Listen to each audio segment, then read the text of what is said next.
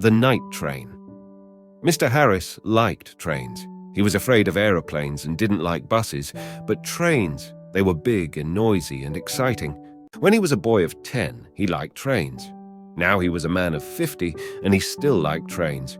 So he was a happy man on the night of the 14th of September. He was on the night train from Helsinki to Oulu in Finland, and he had 10 hours in front of him. I've got a book and my newspaper, he thought. And there's a good restaurant on the train, and then I've got 2 weeks' holiday with my Finnish friends in Oulu. There weren't many people on the train, and nobody came into Mr. Harris's carriage. He was happy about that. Most people on the train slept through the night, but Mr. Harris liked to look out of the window and to read and think. After dinner in the restaurant, Mr. Harris came back to his carriage and sat in his seat next to the window. For an hour or two, he watched the trees and lakes of Finland out of the window. Then it began to get dark, so he opened his book and began to read. At midnight, the train stopped at the small station of Otava. Mr. Harris looked out of the window, but he saw nobody. The train moved away from the station into the black night again. Then the door of Mr. Harris's carriage opened and 2 people came in, a young man and a young woman. The young woman was angry. She closed the door and shouted at the man, "Carl, you can't do this to me!" The young man laughed loudly and sat down. Mr. Harris was a small, quiet man. He wore quiet clothes and he had a quiet voice. He did not like noisy people and loud voices, so he was not pleased. Young people are always noisy, he thought. Why can't they talk quietly? He put his book down and closed his eyes. But he could not sleep because the 2 young people didn't stop talking. The young woman sat down and said in a quieter voice, "Carl, you're my brother and I love you, but please listen to me. You can't take my diamond necklace. Give it back to me now, please." Carl smiled. "No, Eleanor," he said. "I'm going back to Russia soon and I'm taking your diamonds with me." He took off his hat and put it on the seat. "Eleanor, listen. You have a rich husband, but I have no money. I have nothing. How can I live without money? You can't give me money, so I need your diamonds, little sister." Mr. Harris looked at the young woman. She was small, with black hair and dark eyes. Her face was white and afraid. Mr. Harris began to feel sorry for Eleanor. She and her brother didn't look at him once. "Can't they see me?" he thought.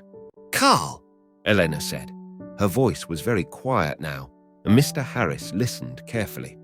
"You came to dinner at our house tonight, and you went to my room and took my diamond necklace. How could you do that to me? My husband gave the diamonds to me. They were his mother's diamonds before that. He's going to be very, very angry, and I'm afraid of him."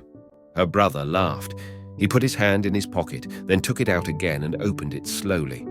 The diamond necklace in his hand was very beautiful. Mr. Harris stared at it. For a minute or two, nobody moved, and it was quiet in the carriage. There was only the noise of the train, and it went quickly on through the dark, cold night. Mr. Harris opened his book again, but he didn't read it. He watched Carl's face with its hungry eyes and its cold smile. "What beautiful, beautiful diamonds," Carl said. "I can get a lot of money for these." "Give them back to me, Carl," Eleanor whispered. "My husband's going to kill me. You're my brother. Please, help me, please." Carl laughed again, and Mr. Harris wanted to hit him. "Go home, little sister," Carl said. "I'm not going to give the diamonds back to you. Go home to your angry husband." Suddenly, there was a knife in the young woman's hand, a long, bright knife. Mr. Harris watched with his mouth open. He couldn't speak or move. "Give the diamonds back to me," Elena cried, "or I'm going to kill you." Her hand on the knife was white. Carl laughed and laughed. "What a sister," he said. "What a kind, sweet sister. No, they're my diamonds now. Put your knife away, little sister." But the knife in the white hand moved quickly, up, then down. There was a long, terrible cry, and Carl's body fell slowly on the seat. The color of the seat began to change to red, and the diamond necklace fell from Carl's hand onto the floor. Eleanor's face was white. "Oh no," she whispered. "Carl, come back, come back. I didn't want to kill you." But Carl didn't answer, and the red blood ran slowly over the floor. Elena put her head in her hands, and again in the carriage there was a long, terrible cry. Mr. Harris's face was white too. He opened his mouth, but he couldn't speak. He stood up and carefully moved to the door. The young woman was quiet now. She didn't move or look up at Mr. Harris. In the corridor, Mr. Harris ran. The guard was at the back of the train, and Mr. Harris got there in half a minute. "Quickly," Mr. Harris said. "Come quickly. An accident. A young woman. Oh dear, her brother is dead." The guard ran with Mr. Harris back to the carriage. Mr. Harris opened the door and they went inside. There was no dead body of a young man. There was no young woman, no blood, no knife, no diamond necklace.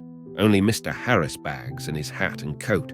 The guard looked at Mr. Harris and Mr. Harris looked at him. "But," Mr. Harris began, "but they were here.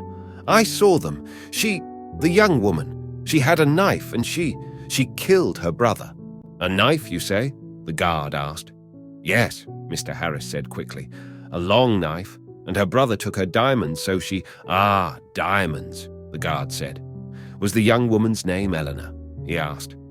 "Yes, it was," Mr. Harris said. "How do you know that? Do you know her?" "Yes and no," the guard said slowly.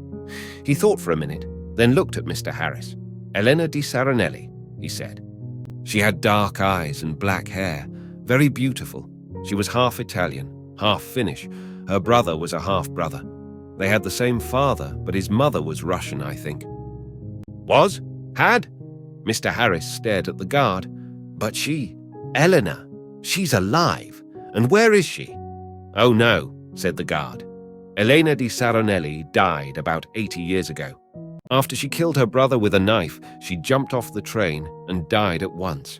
It was near here, I think." He looked out of the window into the night.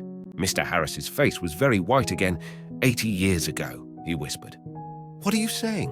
Was she and her brother? But I saw them." "Yes, that's right," the guard said. "You saw them, but they're not alive. They're ghosts. They often come on the night train at this time in September. I never see them, but somebody saw them last year. A man and his wife. They were very unhappy about it. But what can I do? I can't stop Elena and Carl coming on the train." The guard looked at Mr. Harris's white face.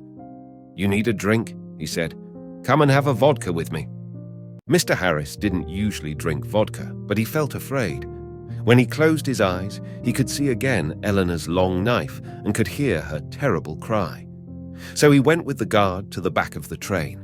After the vodka, Mr. Harris felt better. He didn't want to sleep, and the guard was happy to talk.